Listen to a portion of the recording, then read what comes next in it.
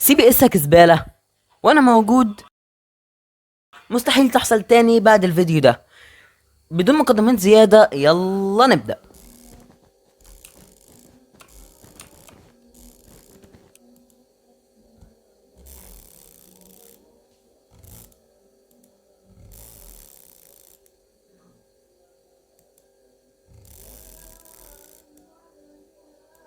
الدراك كليك بيحصل ازاي؟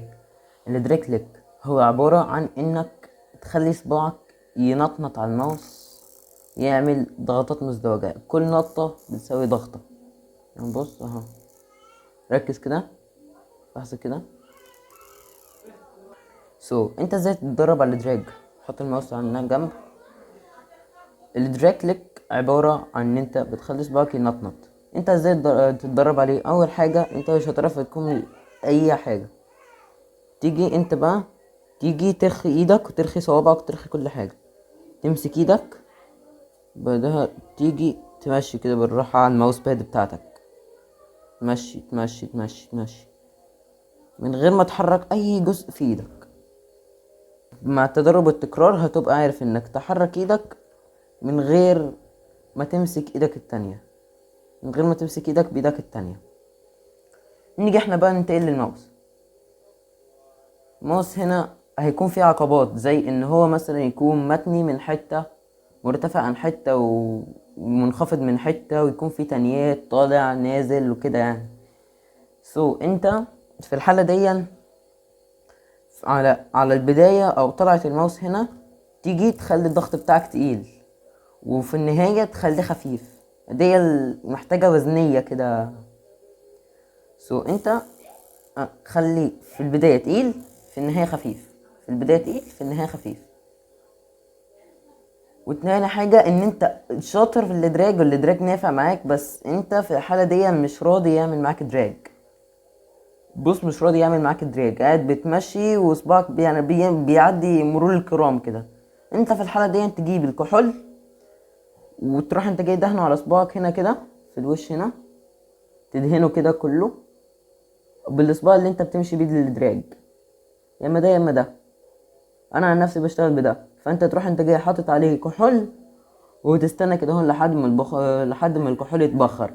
تيجي تعمل لو لسه في الحرج، لو لسه في المشكله دي، نحط على صباعك كمان حبه كحول، وتيجي انت بقى تدهنها بالماوس وتستنى الكحول يتبخر. تيجي انت بقى عشان تعمل دراج. الدراج باذن الله هينفع معاك. تيجي انت بقى في مشكله كمان، لو في ان الماوس تيجي انت تعمل دراج وبتسمع عليه صوت النقر ده،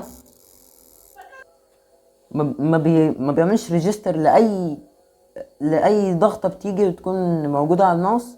هنا بقى المشكله في الماوس نفسه، مش في ضغطك انت وفي اسلوبك. او ممكن تكون حركه ايدك غلط، ان انت يعني حركه الايد بتكون ويت كده. حركه الايد بتكون، بص، صباعك الصغير واللي هنا بيكون واحد هنا والتاني هنا اهو، والناحيه التانية بيكون الماوس بيكون ورا الزرار. لو مش عندك زرار بيكون في اخر الماوس هنا كده، وبتكون بزاوية 40. يعني بص، بزاوية 40 اهو، بتكون بزاوية 40. ساعة لما انت تتدرب وتكون محترف هتبقى تعرف تعمل الادراك براحتك. بس في مشكلة كمان، ان انت لو الماوس عندك بتسمع الصوت بتاع الكليكس ده ما بيعملش ضغطات. هنا المشكلة من الماوس نفسه، ان انت يعني في ماوسات بتكون بتدعم الدبل كليك، وفي ماوسات ما بتكونش بتدعمها. زي في شركات، اغلب الشركات زي ريزر واللوجيتك ما بيدعموش الدبل كليك في ماوساتهم.